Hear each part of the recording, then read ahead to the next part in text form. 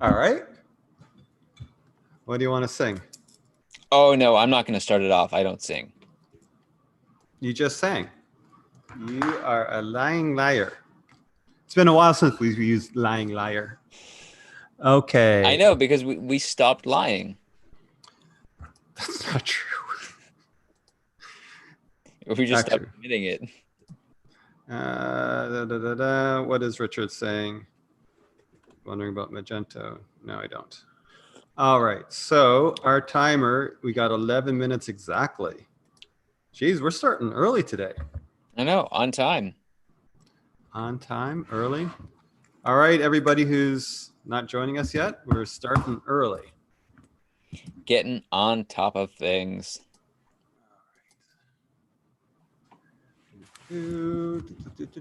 Countdown ready. We get 2 Maggies today. All right. Why do you say that?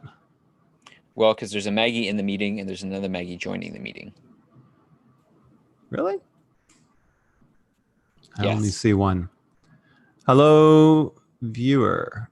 Okay, I only see one. All right. Okay. All righty. You have an idea of what we're going to talk about today? Nope. Oh, come on, dude. Yes, you do. Of course, I'm on top of things. So I was, the one thought I had was to talk about the idea of, like, when you're running an ad campaign and you set things up and you get things going and you start spending a bit of money, and then you spend a bit more money and maybe you haven't seen a result yet, is kind of the decision on, okay, do we keep going or do we stop or make a change? Yeah, we can talk about that. And because I feel like that's a pretty important thing, especially for people that are, new to a platform, and kind of, I guess it's about managing expectations, really. Yes, I agree. It is about managing expectations with advertising is a big one, and people abandon stuff. Oh. Maggie's like, the captions aren't updated. Shall we stop the live so she can update the captions? Have you updated the captions, Maggie? Like the title? Yeah, the titling. Yeah, we're gonna say goodbye and then hello. Okay, let her update the captions and then we'll unlive and then live again. This is gonna be messing up with people. What episode are we, by the way? It's a Tuesday, which makes it 58. We're number 50. Why do you know it's 58? Because it's a Tuesday. Because Fridays are either a 1 or a 6. Because our first show was on a Friday. So Fridays are a 1 or a 6, right? Shows. And then from there you count. So I was like, all right, so Friday was a 56. Monday must have been a 57. Tuesday, still live. We're still live. Have you updated the titles, Maggie? Oh. No. Can you update them and then we'll go unlive and then live? What's the topic? Everybody, we don't have a topic today. We're just gonna just be talking. Managing expectations around ad spend. Managing expectations around ad spend and how to pivot away. Those are 2 potential topics. And then we could also get into heat mapping. Actually, those 2 are, no, we're not going to get into heat mapping. We're not going to have anywhere near that amount of time. That's actually, those 2 things are pretty good because the pivoting away, they can actually tie together. So a lot of people, they abandon something like an ad spend. It's kind of pivoting away. It's not really, but it's kind of related. Too early, you mean? Something like that. I don't know. In my mind, they connect. I don't think they actually really do connect. They're just my synopses are like saying abandoning something, and that's connected to abandoning a business and switching to something else. Yeah. This is starting really strange. Hello, everybody. Hey, whoever's joining us, And there are a few people joining us. We're not sure what to talk about today entirely. We have some ideas. So if you want us to talk about something, start chatting up a storm so that we know what we're going to talk about. It could be marketing, it could be business. I don't care. Yesterday I was talking about parenting. Any more bathtub stories? Yeah. Oh, by the way, anybody who doesn't know us, we're starting in 6 minutes. That's what this countdown is. And Richard is saying, this time I think I'm watching the live show. Yeah, this feels very live, doesn't it? This does not feel like this is premeditated at all. This is not a premeditated, yeah. A flawless production. Mm-hmm. Nowhere close to premeditated. I swear, Judge, it was completely accidental. Yep. Okay. So while we're trying to figure this out, okay, Maggie, do you have the topic so that you can, it could be like, we don't know topic. A whole taped show. I don't Was know. that English? Okay, so I'm going to say this. Richard just said in comments, for the people that are listening to this, well, nobody's listening to this only. They're probably viewing it because that's how we're doing it right now. A whole taped show at Wookledoen. Best marketing books lately. Okay, she's updated them. Sorry, Richard, we're going to kick you guys off. There's 3 people on here we're going to kick off. So go unlive and then live again, Arthur. Easy. All right. Yeah, we'll I don't know why we're doing this. I do know why we're doing this because we don't have a proper titling of the show. So we want that. And that's more important, I'm sorry, than those 3 people. Goodbye. We don't want people to get confused. I don't know. Right. I feel kind of bad now, but go for it. Go for it. Back in a second. Yeah, we'll be right back. All right. And we're back. I feel really bad. Like we literally just kicked off those people that were like, yeah, I want to see you. And we're like, tough luck. We need to make sure our titles are correct. It's important because this is like historically correct. I mean, the only one that was okay to have not correct was my birthday episode when I switched the titling to be my birthday episode. And so we had my birthday 2 days in a row. Then every day that was okay. Yes. I've told you, I think there was actually a developer that we had here where every day became his birthday. And we actually sang happy birthday to him consistently every day for a lot longer than he really wanted us to. This is tripping me out. I'm looking at our Facebook page video section, and it says there's 2 live videos right now. Okay, cool. And hello to 3 people who came back. That is so cool. Are we in alternate universes again? And parallel. So I had an idea that I really want to implement. And when I say this, it gets received with confusion so far. So I wanted to check in with you because Arthur, like we are like so synchro, it's really ridiculous.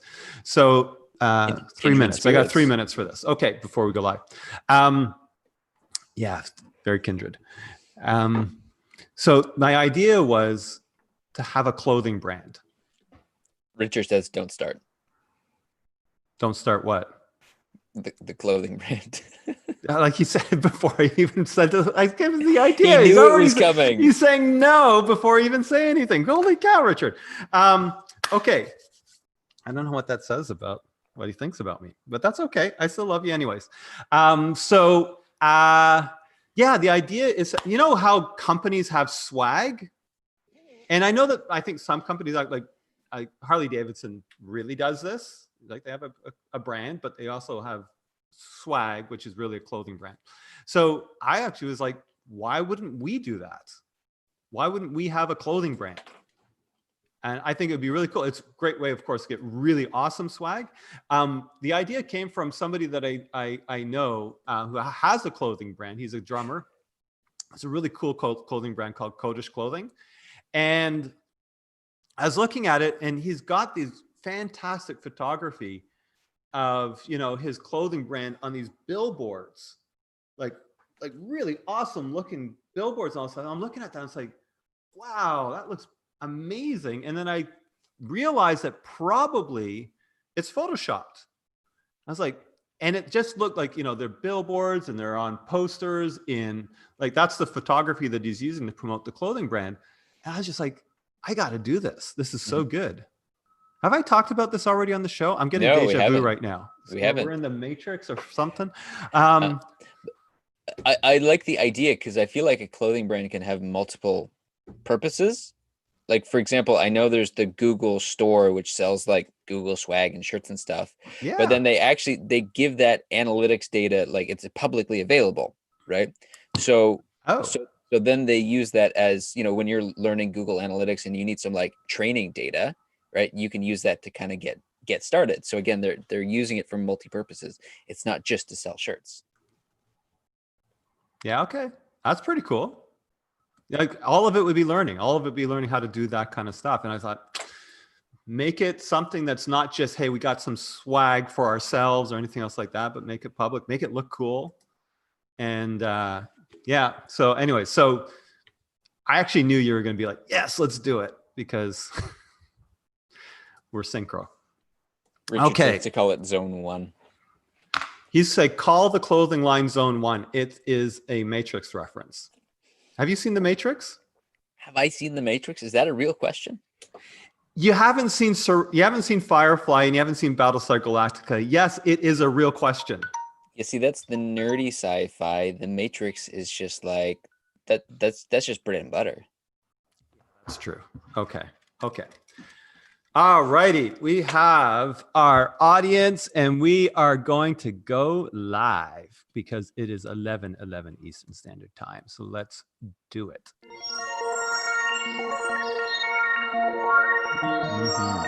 You've tuned in to COVID Marketing with Brent Kobayashi and Arthur Tutt, the show to support small business not just to survive, but to thrive.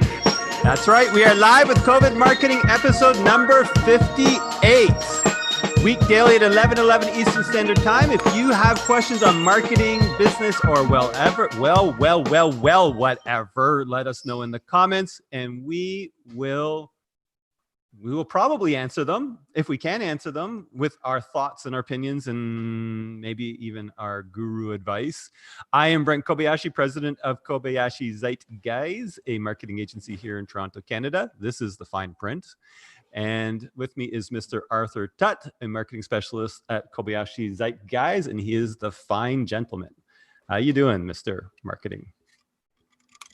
Doing good. I was going to say, and if we can't answer the question, we'll just talk about the Matrix instead.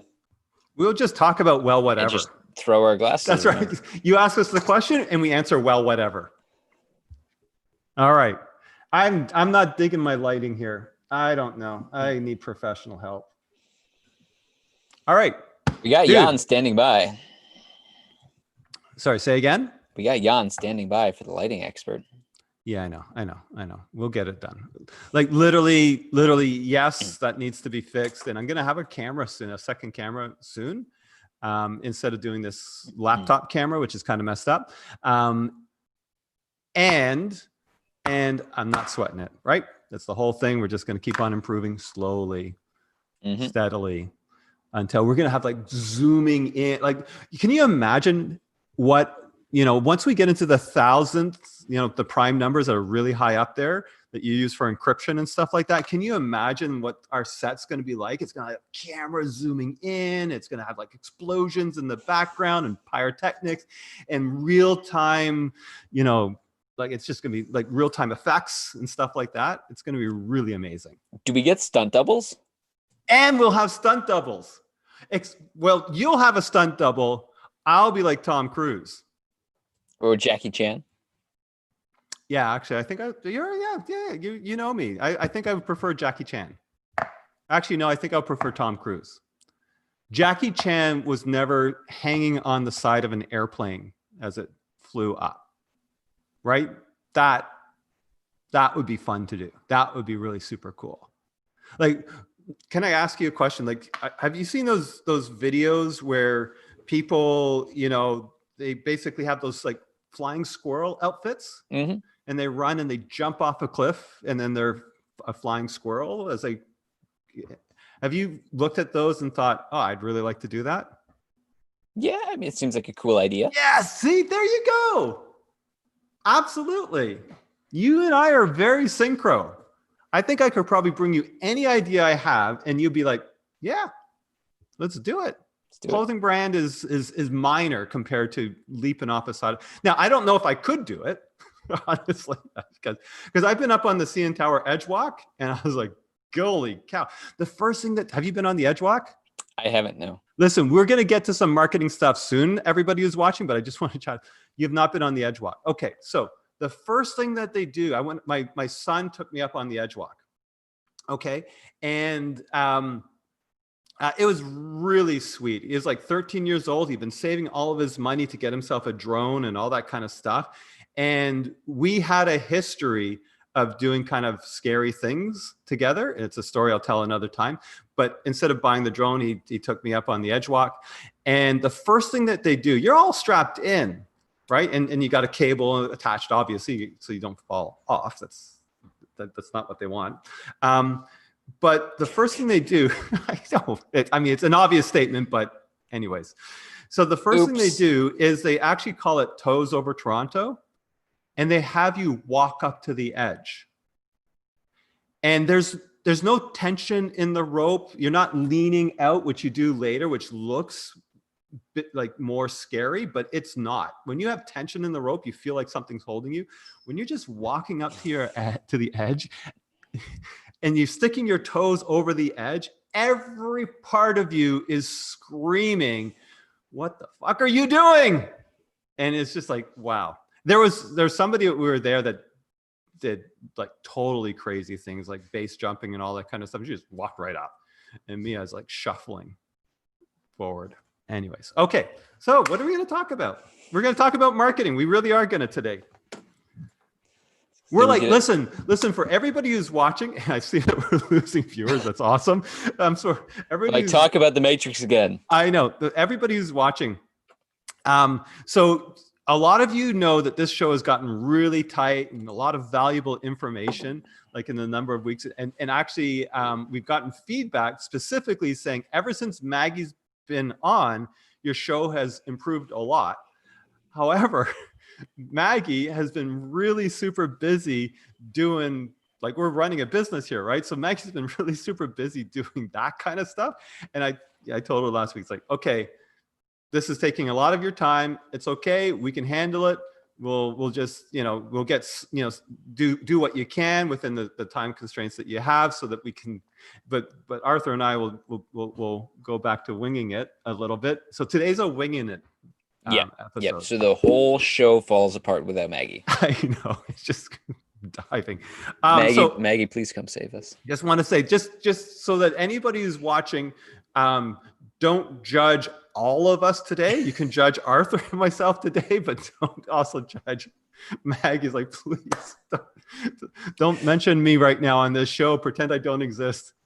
So we got 12 minutes to get this thing back on the rails. So.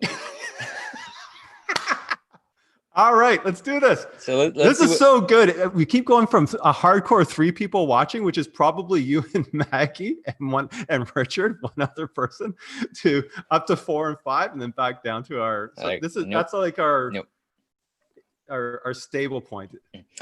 All right. Well, to get serious for a moment, what I wanted to talk about today. So maybe talk about SEO. Go, Arthur. What do you want to talk about? No, what I wanted to talk about today. You actually had a good thing. You had a good topic, and I ruined it. Go on. So I think for a lot of people, when they get into advertising, whether that's advertising in general, digital marketing, there's a question of, how much money do I need to spend before I see a return? Right. Yeah. So this happened recently. Yeah. So maybe describe roughly what happened in the last couple of days for you. Sure. So we started a new ad campaign, and we'd gotten to a point where we had spent about $60 on the campaign, which in relative terms is a fairly small amount. But after spending $60, we found that the ad it received a few likes, but nobody had actually signed up and registered for it. Nobody had put in their it was a lead gen thing. Yep. Lead gen campaign. And by comparison, different client, different market, different situation.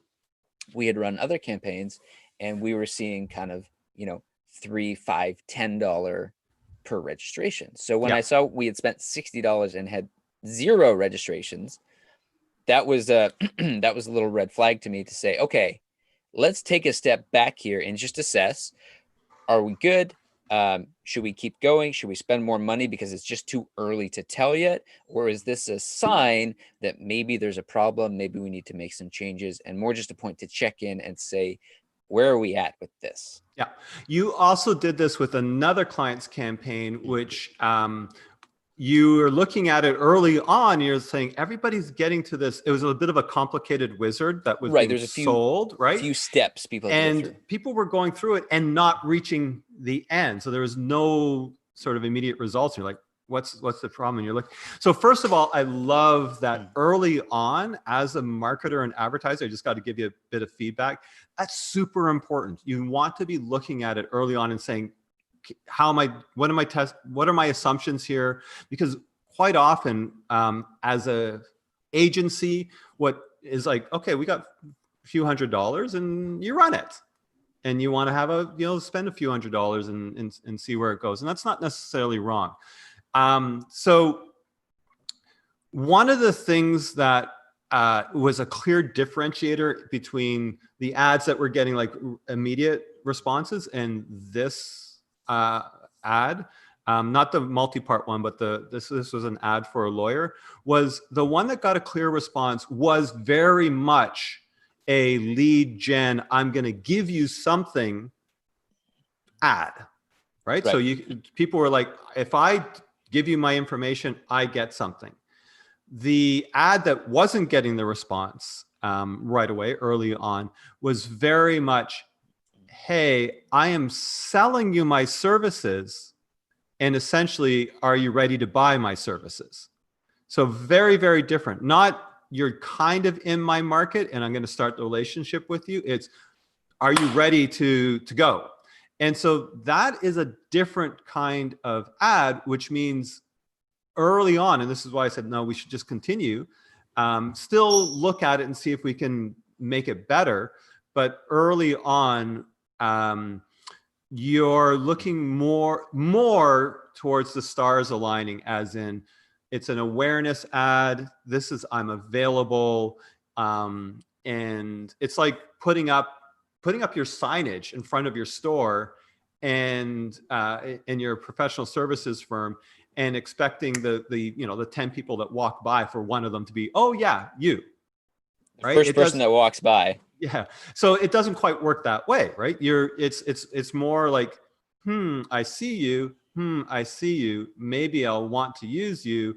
And then you slowly build up and convert to the actual thing. So it's a sign that maybe there's a few things to do, which is there actually some more value that can be given to start that conversation? Maybe. So more of a lead gen, at least the way I think of lead gen, or lead gen that starts earlier on in the sales cycle, or just a recognition that the cost of acquisition for this sort of ad is going to be higher. Mm-hmm. And it's going to take more time, and it's going to take more awareness in the rest of all of that stuff to now convert those people. It's also one of the things that we spoke about, because this was a Facebook. So you are doing more of a general, like we're targeting it, but it's more of a not specifically, we don't know people's intention yet, was let's make sure that we go back to the client and say, we still want to get your intention-based ads going, as in people looking specifically for your services, because we'd like you to do some conversion, even if that's at a higher general overall cost. So what do you feel about like setting client expectations in terms of, we're going to spend X amount of dollars, and it's going to take us a while to spend that much money before we could expect to see a return here? And I ask the question because I feel like a lot of people at some point have been burned by marketing, where they feel like perhaps they invested a lot of money into something and didn't see a return. Yeah, it's really common, right? Somebody convinces you to do PPC or something like that, or Google, Facebook ads, and they're selling their services, not necessarily the results. I think expectations should be set early, as in always it's an experiment. This is what we've seen in the past. We think it's viable. And doing what you're doing, which is keep on top of it. Hey, we're seeing this is happening. There's no results really being successful here, but this is what we think it's doing for you. So being like in the moment on that. And being clear that we look at this and we say, this is a real possibility, or we wouldn't do it, regardless of what you want to spend. I've very often said, I'm not sure it's going to be an experiment. And usually I say, depending on the client, you need to figure out that you're going to be experimenting with this money for the next 3 months. And so do you need to have a return on this? If you absolutely need to have a return on this, then let us know, because then we might approach a different strategy. As in, when I say need to have a return, I actually really believe you're going to get a return no matter what. But it might not be quite what, it might not, like, so if you spend $10,000, is that like, oh yeah, that's okay for us to learn what's going on, especially if we're paying attention to what that is, versus if I spend $10,000, I'm out of business if I don't get that $10,000 back. Those are very two different conversations. So the expectations I set are usually really based on that company's objectives and where they're trying to head and what it actually means to them. Because, it can be $500 and you still need to, or $10,000, like, yeah, of course, we want to get into this space and therefore let's do it. The other thing that I would actually suggest, if you're looking at setting expectation, I actually call this my carpet theory, my carpet store theory. Yep, my carpet store theory. I actually have a theory called the carpet store theory. Well, this one's new to me. I'm excited. Okay, so the idea is look to see what your competition is doing. And if they're doing it and they've been doing it consistently, there's probably something there for you. So when I would be, especially online digital, maybe not as much, but certainly there is something there, especially if you see it in different geographic areas. Well, actually, no, it applies for there too. It just may not be as visible to you.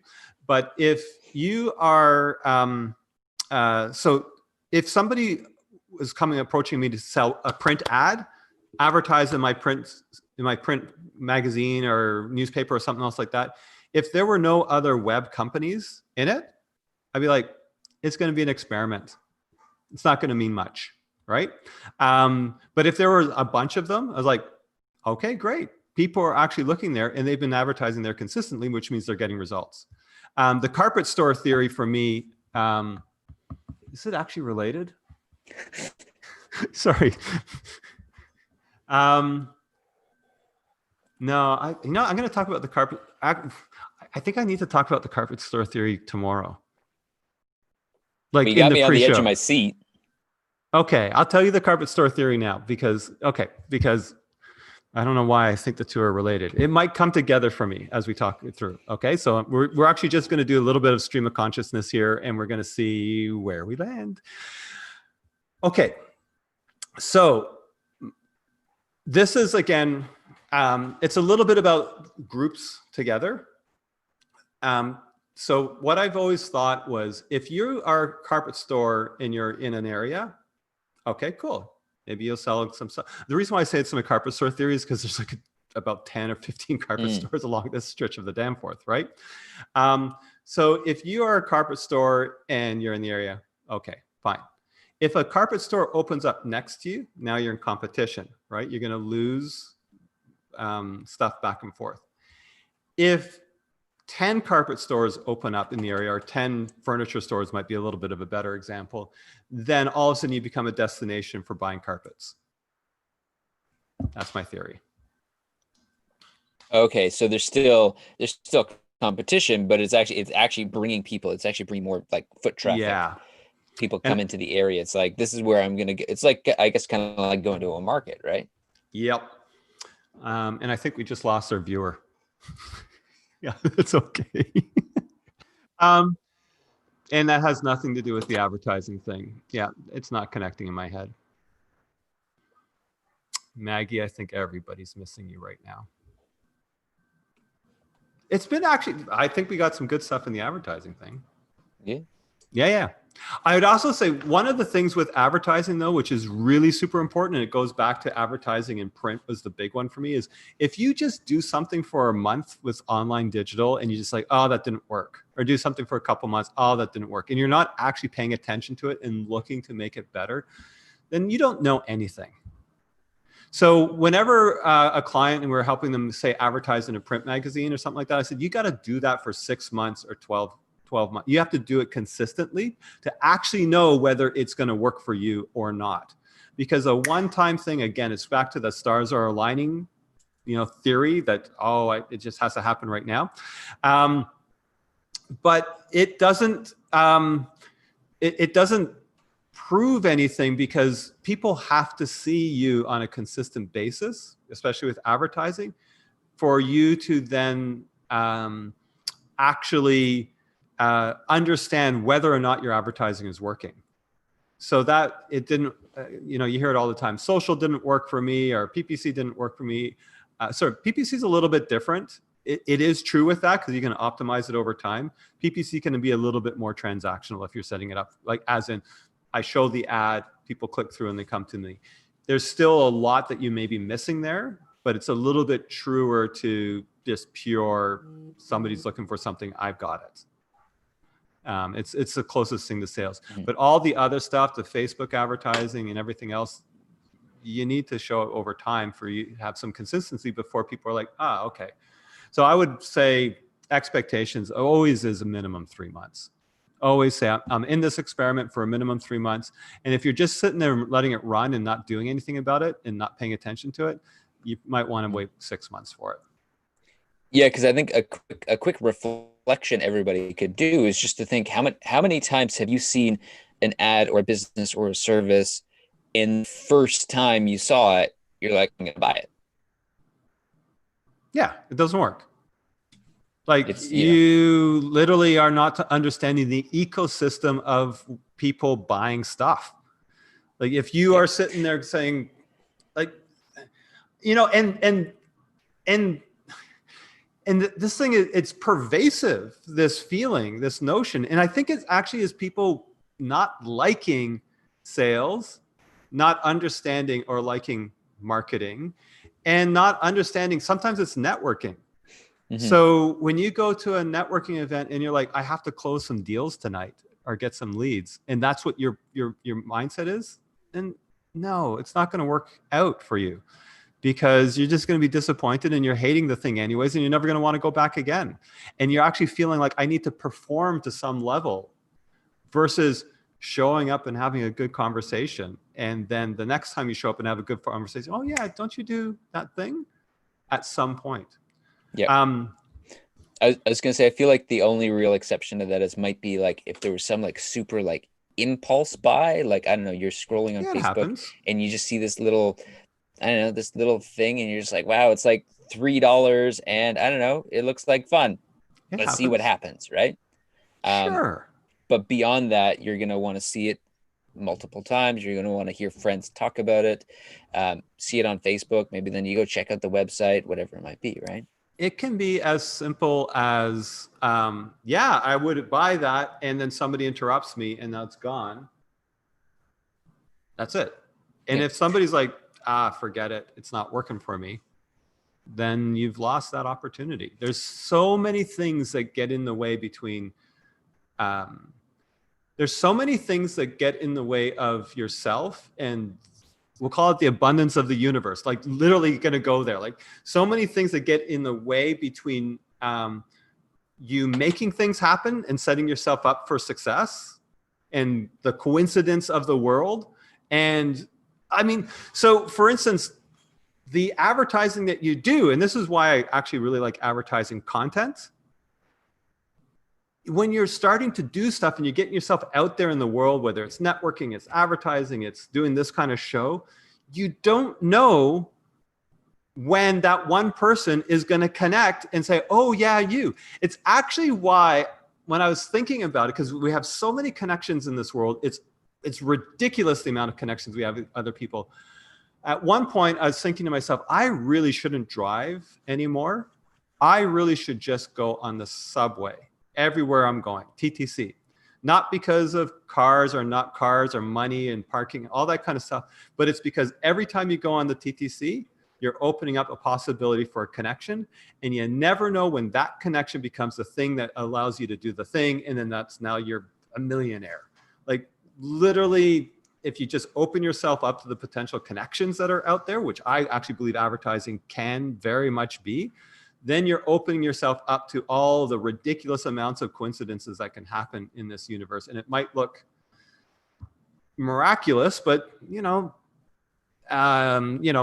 and there's a lot of different ways people think about that. Some of them think it is like the abundance of the universe and everything else, stars aligning and all that kind of stuff.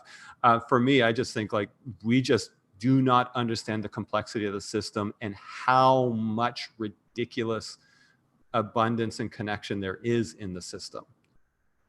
So, one person watching this and doing this and getting us out there actually does mean something, especially if you keep repeating and repeating and repeating and repeating and repeating and repeating and repeating. You don't know when it suddenly becomes the thing. And if you just say, that doesn't work, I'm just going to retreat back into my shell. I'm just going to retreat back into this thing because I can see my cause and effect. That's the thing. A lot of people think all of this stuff is cause and effect, and there might be cause and effect really deep down. But the system is so complex that if I can't see that if I go to this networking event, I got this deal. If you're looking for that cause and effect, rather than just saying, I'm opening up possibility and I'm not sure where it's going to come from, then all of a sudden it's like, right, very, very complex system. I call it abundance. A lot of people call it abundance. Let me just have the abundance of this ridiculously complex system come our way. So that's it. Yeah, on that note, I'm going to drop the mic. On that note, On that one. put yourself. I don't know if it was that there. great, but I'm dropping the mic anyways. I was just gonna say, I think the summary is put yourself out there and then keep putting yourself out there. Never stop putting yourself out there if that's what you want.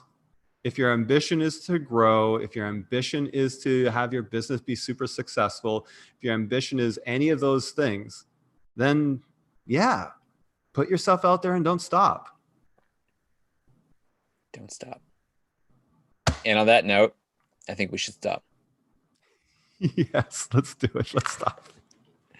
Let's cut it. Let's cut it. Okay, thank you, everybody. Patricia. Oh, I'm supposed to do the music thing. Jeez whiz. Holy cow.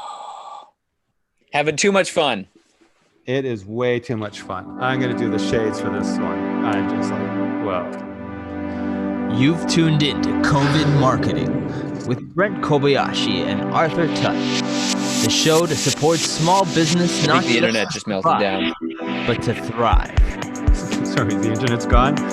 All right. Thank you very much for joining us on episode 58, the long and rambling one. Something where, well, we're just going to have to cut that all down and make some really awesome small spots with. We'll have you on tomorrow. And tomorrow, I actually believe we're going to be a lot more structured. I'm not sure what we're going to be structured about, but we're going to get structured. Attribution marketing. We're going to continue on with attribution marketing and how to use your data to improve your process. Yeah. All right. Everybody. And then now you go cut. Everybody smile. All right, let's cut.